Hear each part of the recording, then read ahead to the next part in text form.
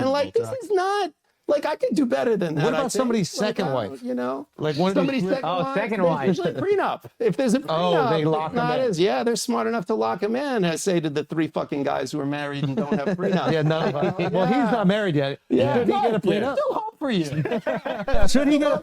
So these guys, this guy, and this guy, they're all married. They got no prenups. So it's about to get very, very interesting because it's going to tell them exactly why they should have a prenup or why they should have considered a prenup before. Let's go. Prenup? Of course you should have a fun. All fucking 3, all of you should have a prenup. Yeah, but it's Why? no fun. What do you mean? Why? Don't you It's wanna- no fun. Don't you like the fuck are you risk of it? talking about? Like every argument that you get in with your wife, you're like, man, half my shit at the end of this argument. That's the incentive for you. That's the, don't you want to live on the edge? Weird definition. I'm of out excitement. coddled. I'm climbing the side of the cliff. That's no rope. Wow. Yeah. Like, okay, Come on, wow. I honestly do feel like if we get divorced, you take half the shit.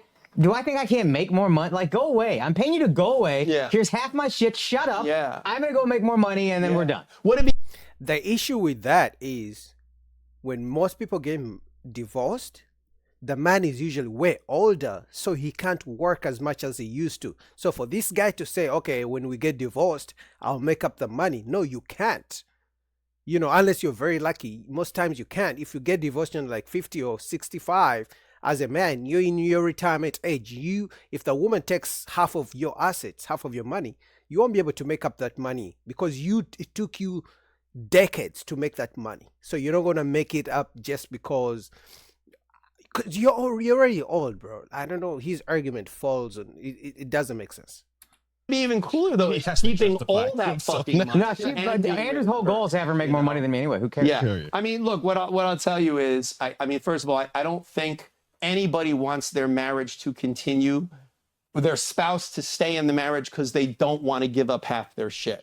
That's like a bad incentive. Right? Like you want someone to stay married to you because they want to be married to you. They think you add value to their life, that they enjoy your company, that more often than not, they're glad they're with you, whatever. Any number of justifications. Yeah. But to say, well, I'm with him because I don't want to have to give away half That's my what Alex. shit. He's got broke boy mentality. Terrible, right? He's got broke boy mentality. He's like a child. He's like a big child. Yeah, we got to. So if I were to get a prenup, what should I include in it? I think the easiest prenup is the one that I would encourage most people to have, which is, I call it the yours, mine, and ours. If it's in your name, asset or liability, you keep it. If it's in her name, asset or liability, she keeps it. If it's in joint names, you split it 50-50. That's it, clean. Here's what I'll tell you.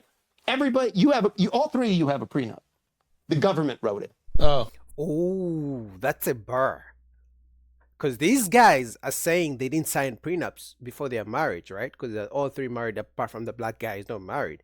But they thought they didn't have a prenup. But the divorce lawyer is saying everyone signs a prenup. It's just that most people sign the prenup with the government. As soon as you sign that marriage contract, you're signing a prenup.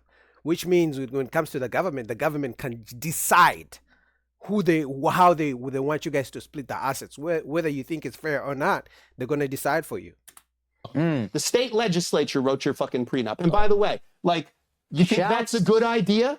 Like, you think, you ever been to the DMV? Yeah. You ever walk into the DMV and go, these people should be in charge of everything. Like, they're great at it. This is really good. But The reality is like the government is the worst fucking people to write your To prenup. whom, though? To whom? Well, the government is not in your house every single day. They don't know when your wife pisses you off. They don't know when you piss off your wife. They don't know when you guys have a fight. They don't know how hard you work. They don't know how many hours you put in every week. You know, they don't know how much daycare, how many bills you have to pay. You know, so they are not in your household. So no one outside of your household should be able to tell you how to split your assets. So he's saying you two are the best people to split your assets. And I agree.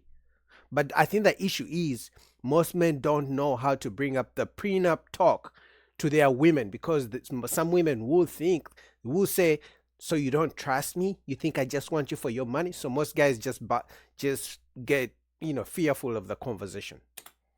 First to whom? To my wife or to me? To you. Both of you. The process. You've signed up for a rule set that you don't even know. I don't know. Like you bought a house, right? You bought a house. You had to sign a HUD-1, a lead paint disclosure. You got all this fucking information about the loan. You got married, you didn't get a fucking pamphlet. Yeah. You just did the most legally significant thing you're going to do in your whole life other than die. Yeah. And you have no fucking clue what happened. You have no, the first time you learned big dick energy. That's what it's called. I like the way the black guy is trolling them. The black guy on the other side, he's the only one who's not married.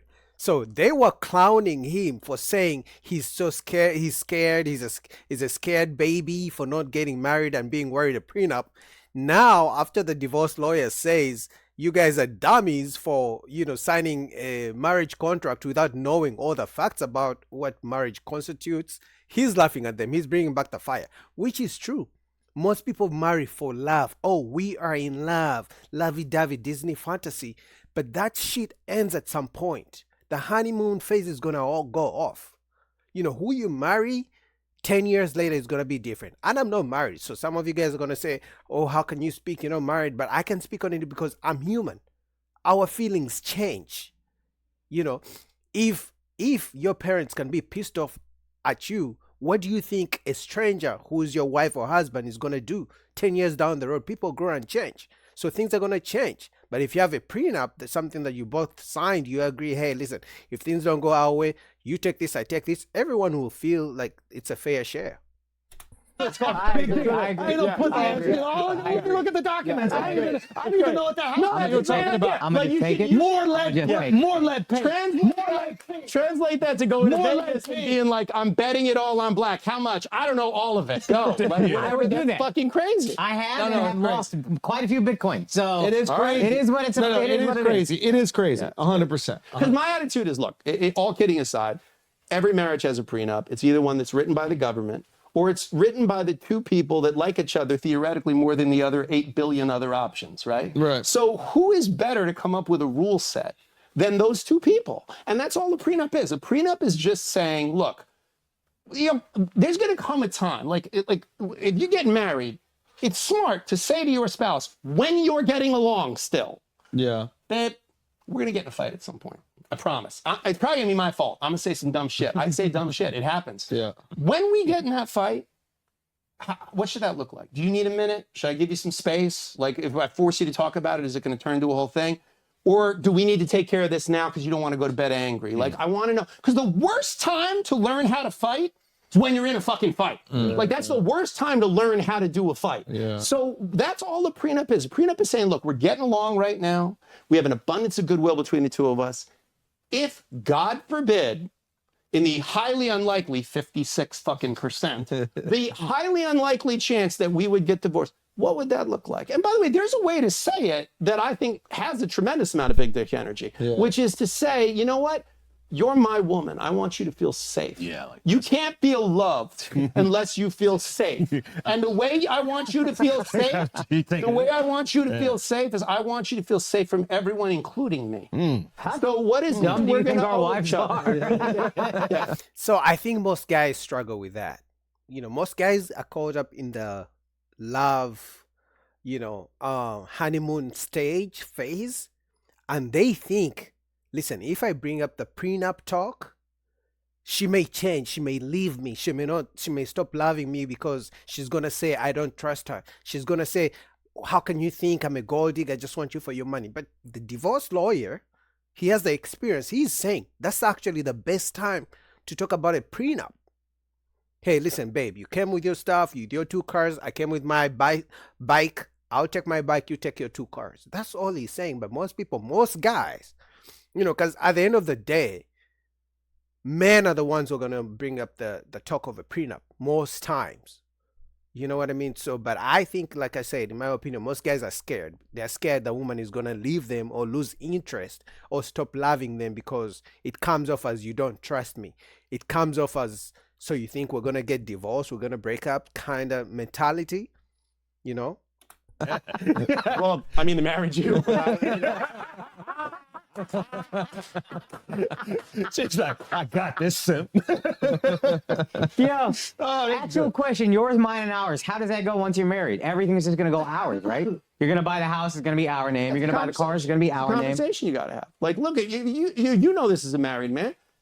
If you can't have difficult conversations with your spouse, don't get fucking married.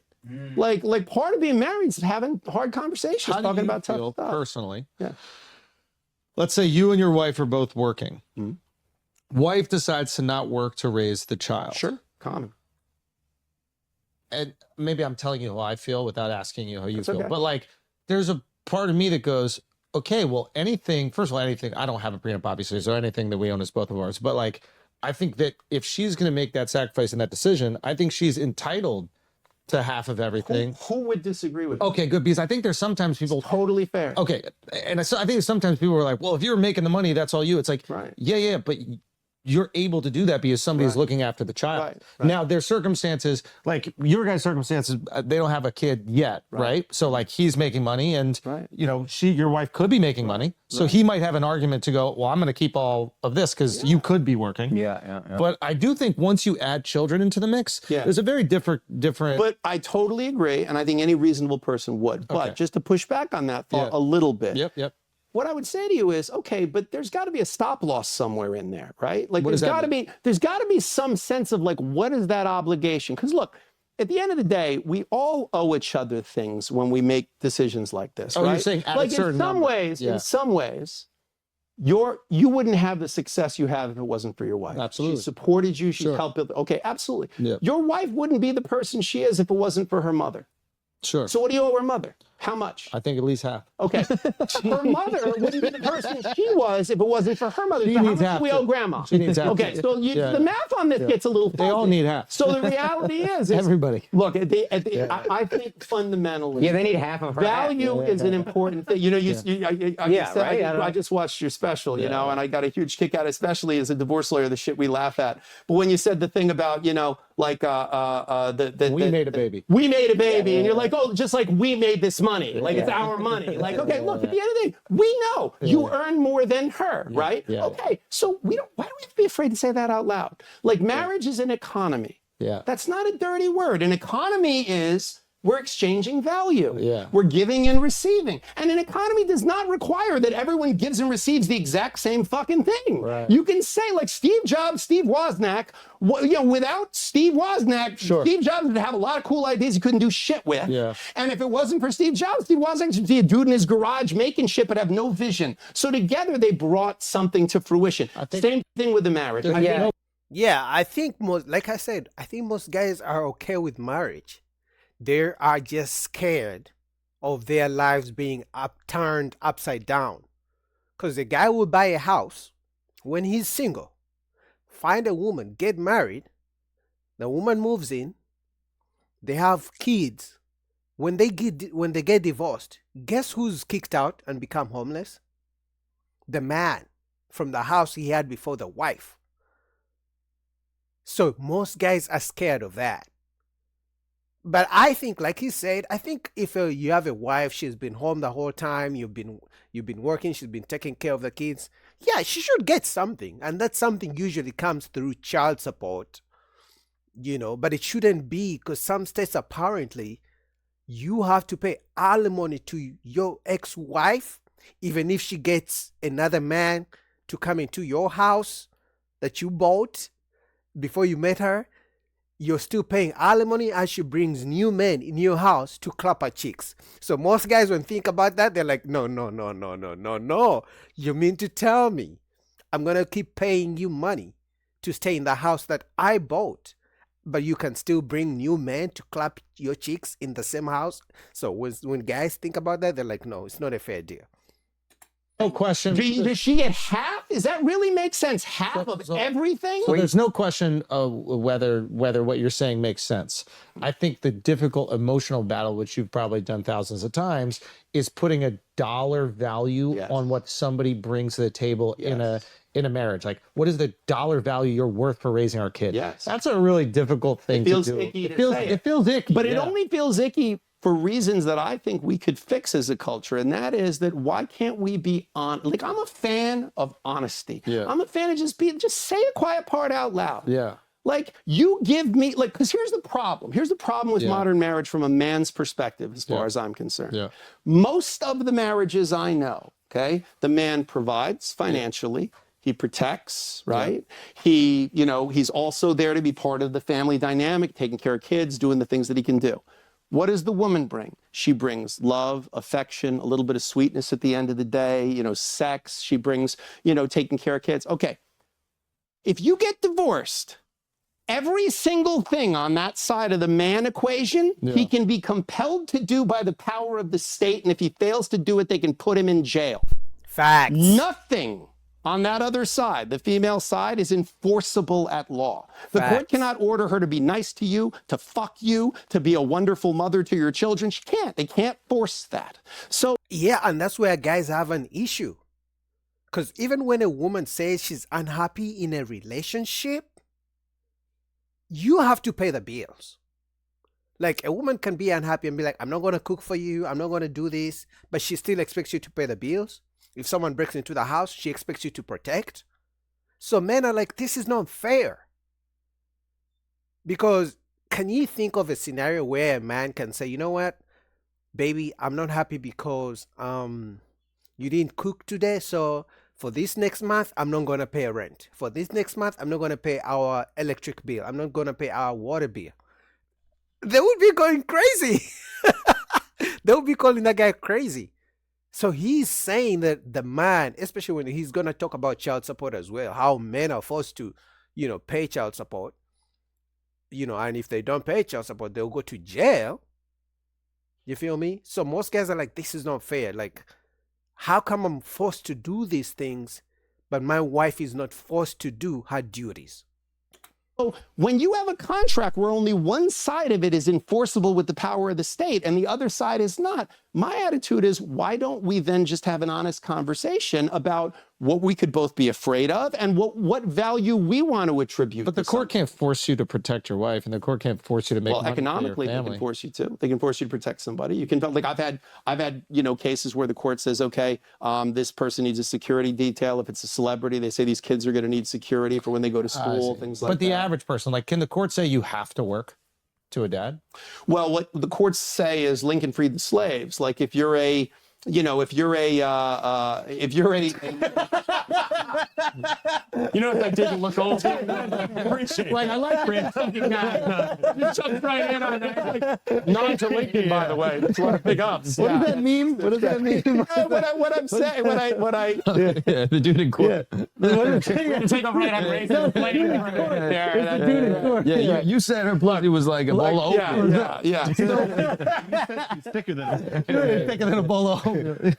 So if your financial status at the moment you were getting divorced determined what your obligations were, everybody quit their fucking job the minute they were getting divorced. Right. So what the courts say is, like, if you're a brain surgeon who now I'm getting divorced, I decided I want to be a fucking yoga teacher. Right. The court goes, look, Lincoln freed the slaves. We can't make you be a brain surgeon. You're just going to be you're going to be a yoga teacher who has the financial obligations of a brain surgeon. Oh, wow. Yeah, most guys don't think about that.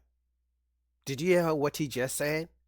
So if I'm a man, right, and I get on child support or I'm getting a divorce and I'm making $100,000, and the judge says, hey, listen, you're making $100,000, you're going to pay $2,000 a month for child support. Apparently, even if I change a job on my own to make less money so I can pay less child support, the judge won't change my child support payment, because, you know, child support is based on income. But some guys may try to get a lower paying job so they can pay lower child support. The judge apparently will still force you to pay the same child support because they think you intentionally changed your job, you know, income so you can pay less. So they impute an income to you. Oh, really? And they'll say, whatever you do for a living, it's fine. We can't force you to work, but we can give you financial obligations commensurate with your earning capacity, even if you're not earning at that capacity. Wow. Which is actually really That's fucked up sometimes. Yeah. Like, I had a client once who was an air traffic controller. And if you know anything about air traffic controllers, like, you can have a high school education, be an air traffic controller, make like $300,000-400,000 a year. Wow. Like, you can do really, really well. Well, this guy, his mother passed away. He was very close with her. He had a lot of anxiety and a lot of depression from it, and he had to go on medication, psychiatric medication, to, like, sort of deal with it. You're not allowed to be on benzodiazepines or certain psychiatric medications while you're in air traffic control, so he was terminated from his position. The next best job this guy could get he made about 50 grand a year. But the court was like, no. You still got to. Your earning capacity is $350,000 a year. That's what you made. And we were like, Judge, what job can this guy get where he's going to make that amount of money? So it can sometimes, this is how guys end up in jail for not paying. So what did he do? It's not their fault. So what did he do? He suffered, basically. Yeah. I mean, he had a very unfair child support award placed against him. He ended up in jail a couple of times. It was a really... Because he was like selling drugs or something to make the money? No, or? he just was not, he didn't pay his support. It's illegal to not pay child support. You can be put in jail. But you And that's where some guys are also choosing, you know what? I'm not having kids. You know what? I'm done having kids. I'm never having kids. The guys who have kids are like, I'm never having kids again. And the guys who don't have kids look at stories like this and they're like, you know what? Because there is no man who's going to watch this story and be like, you know what? I'm so excited. I can't wait to have kids. Now, any man who wants to have kids is going to watch a story like this, a video like this, and start thinking, is this really worth it? You know what I mean? Because another issue most guys have is even when you pay child support, there is no way to tell if the mother is really using that money on the kids. For example, I just saw Elon Musk is paying one of his baby mamas like $500,000 a month. $500,000 a month for one baby? Like, which baby needs $500,000 a month? You see? So, because there's no way to track how the woman is using the money. So some guys are like, it's not fair, because guys don't have an issue taking care of their babies, of their kids. But it's like, okay, I'm giving the woman all this money, but she's changing hair every week. She's buying new bags. She's out at brunch with her girlfriends. Like, Judge, I just need to see how she's spending the money. You know, we could use half of that money to save for the kids' college fund.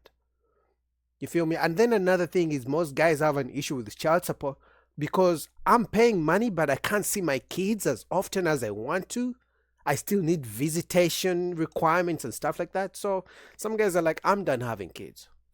you can't go back for a readjustment if you have. We did after a certain amount of time, and then it was granted. Yeah, Oh, like it was so- the judge sort of didn't buy that this was not done intentionally. Like we joke in our industry that, you know, we call it sudden income deficiency syndrome, that it hits like 9 out of 10 divorcing men. Like guys are doing really great, and then all of a sudden they're getting divorced, and they're like, "But this year's going to be bad. I'm not going to do well this year." Like you work for Goldman Sachs, and they're like, "Yeah, but we're having a bad year." You know, so it happens a lot that judges tend to look at people and go, you know, something tells me that if you're saying you're suddenly not doing well financially, and it happens to be when you're getting divorced, there might be, it's not a coincidence. So I hear about these guys who don't pay child support. You see that anecdotally, whatever. But then the saying I always hear is, well, courts are not in the collections business. So how do some guys seemingly not really pay, kind of be unfair, and then some guys, well-intentioned, end up in jail? So the courts, it depends on how bold the judge is. I mean, what I'll tell you is I'll give you some free legal advice.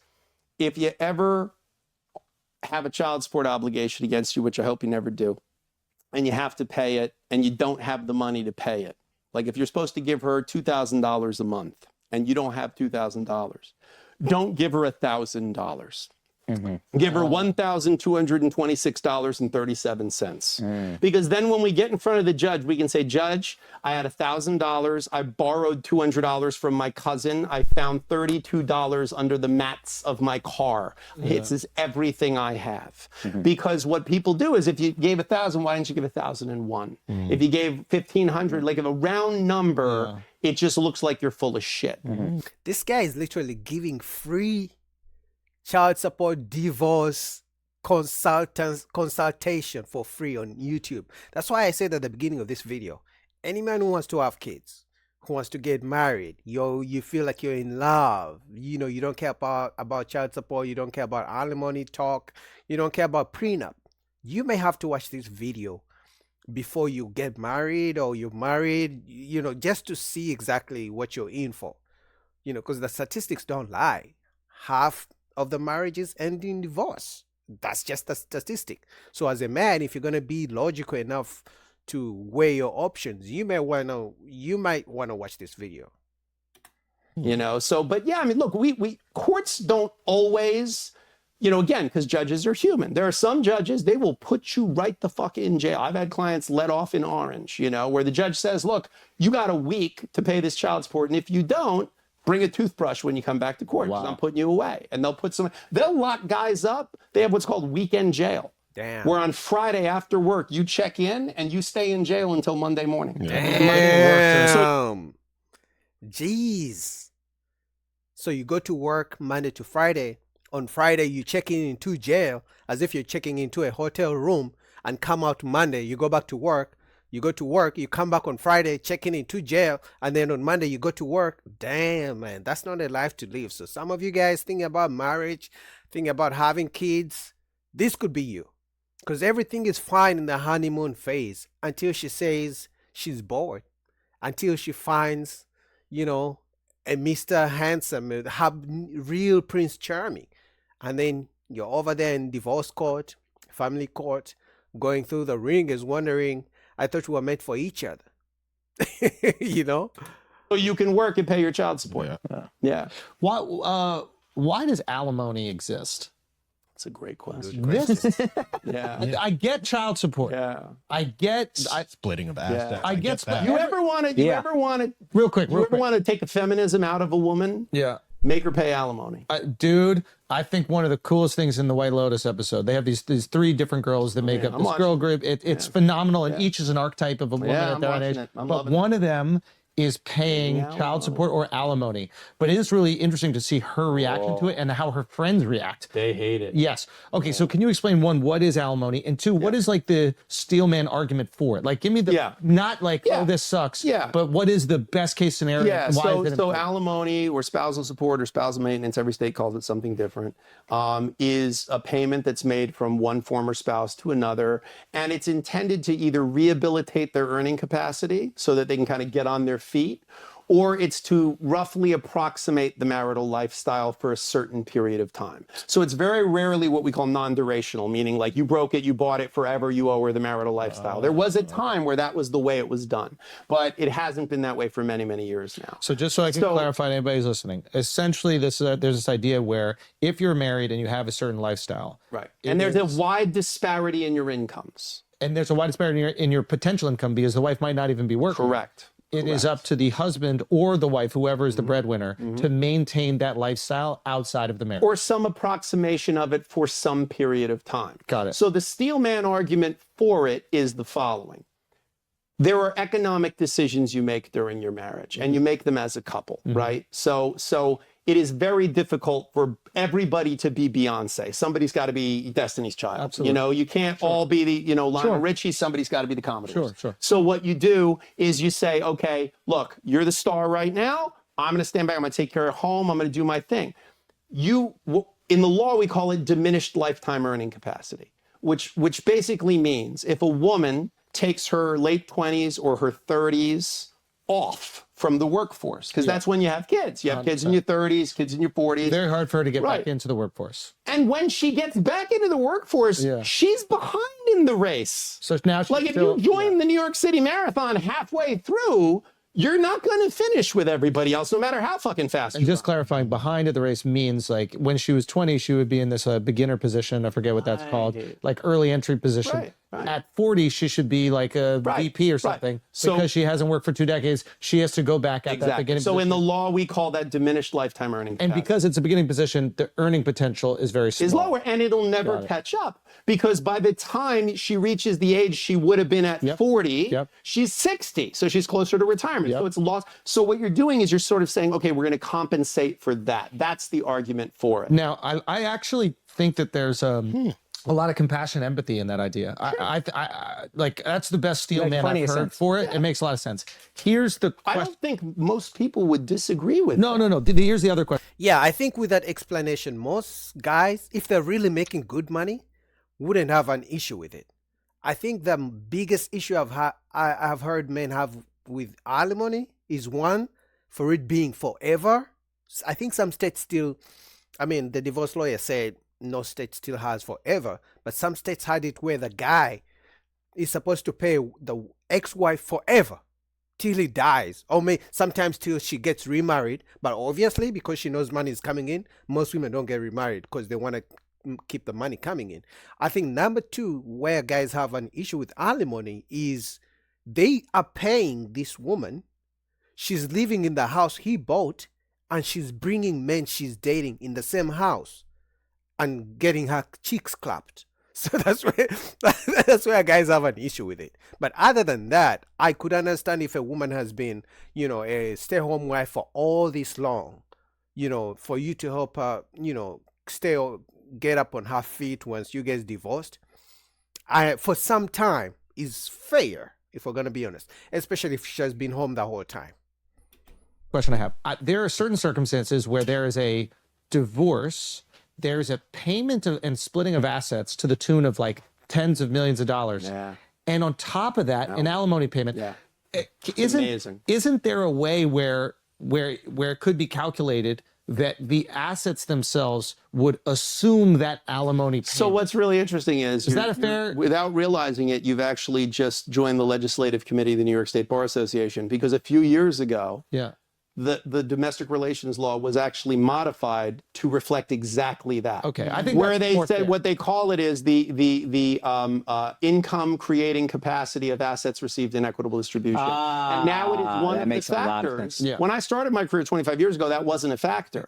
And then a lot of lawyers, myself included, were like, wait, she's getting $20 million. Why did she also put need- it in treasuries Yeah, at 5%? 5%. Done. She's got an income stream. Yeah. Yeah. So the courts and the legislature caught up, and now they say, yeah, if you're getting, like I just did a divorce where there was an $800 million marital estate. Wow. Jesus. She actually had the audacity to ask for alimony. I mean, and Yeah. the judge looked at it and went, listen, you're getting $400 million worth of assets. You're going to be all right. Yeah. You know? Can you imagine? She got $400 million and she still wanted the guy to keep paying her money, alimony every month. Oh my God. There is no way any man can watch this video and be like, I'm getting married tomorrow. I'm still excited. If there's a man getting married tomorrow, if he watches this whole video, there's no way he's getting excited to get married tomorrow. There is no way, unless he's, I don't know. This has something to be wrong with his head. But this is fair, and this is one of the things most men were afraid of. So you're telling me I'm going to lose half, and on top of losing half of my assets, I'm still going to be required to pay you more money every month for the rest of your life after you just took half of my assets, my properties? Most guys are like, fuck this marriage thing. But he's saying some states are starting to change that. It's like, if you take half of my shit, I don't have to pay you nothing. You already took half, that's it. But I mean, I understand why some guys are quitting marriage, honestly. Like Yeah. we're not, that can kick off income if you want it to. Yeah. So okay, I'm glad that they're making these adjustments. And I think a lot of times you have to put in this legislation because you have to protect women, especially at a Yes. time where like they weren't able to work. Yes. Like a lot of these laws, I imagine, are put in times where like women aren't even part of the workforce. That's when a lot of them came about, and then the law is very slow to change because the way that our law works is it's sort of a living thing that modifies as times and standards change. As it should, but there is bureaucracy you have to go through, and that's always going to There's be a Right, lag. and by the way, to bring it back to where we started here, Yeah. that's why I'm a fan of prenups. Yes. Because if you're a fair person and your soon-to-be spouse is a fair person, couldn't you have this conversation? So this is really interesting. And just to caveat it, like we all understand the emotional reaction to a prenup and this idea of like the impending doom of your marriage before it even starts. So we get that. But it is interesting to attack the prenup, maybe attack is the wrong word, but approach the prenup with this idea that current legislation might not reflect what both parties feel is fair in a relationship, no matter how it goes. And you can, if you love some of the current legislation, put that into the prenup. Sure. If you don't, you 100%. can remove it. So I think that's an interesting argument for it. That's to me the best argument for Yeah, it, because here's the other problem. Is there another contract that you've ever heard of that they can change the terms of the contract without even fucking telling you? Like, imagine if you bought or leased a car. Yeah, this is really And they said, oh, by the way, the state just decided we're going to change how the interest rate works and when you have to make the payments. And you're not allowed to go, oh, well, then I'd like to opt out and return the car. And they go, oh, no, you can't do that. Sorry. Like, so there's rules. There's a prenup that was written for all three of your marriages by the government that can be changed unilaterally by people other than you and your wife and affect you forever. So to me, my attitude is, listen, you could do a prenup one way, and then 3 years later do an addendum and modify it. Like you can make it a living document, just like you make your will. You make your will at one point, you make it again 5 years later. You change it. You change it frequently. I think the perception of it is a person with a lot of assets trying to make sure that the person that they're going to spend the rest of their life with never gets those assets in the event that the marriage doesn't work out, which is the goal of a lot of prenups. And by the way, not an unfair concept. Like let's you're bringing 100 million. Let's go to an alternate reality. Wait a minute, I got to pee real quick because the next thing I do want to talk to you about is like, I think we're getting there. Like, what happens with these like huge estates? These people that have like generational wealth. Anyway, can we take like 2 minute break? All right, man. Shout out to the guys at Flagrant. This was a phenomenal, one of their best interviews ever, videos ever made, because so many guys are going to watch this, they're going to catch it, and they're going to save themselves years of stress and being broke, if anything, and being taken to the ringers in the divorce court, you know. So I hope all men who are considering marriage, who are in love and all these things, thinking about getting, you know, married and having kids, watch this video, because this guy provided $1 million free divorce, marriage, prenup consultation, you know, child support consultation on YouTube for free. So shout out to Flagrant. All right, I'll put the full link down below, because as you can see, it's 2 hours and 40 minutes and I can't watch all of it.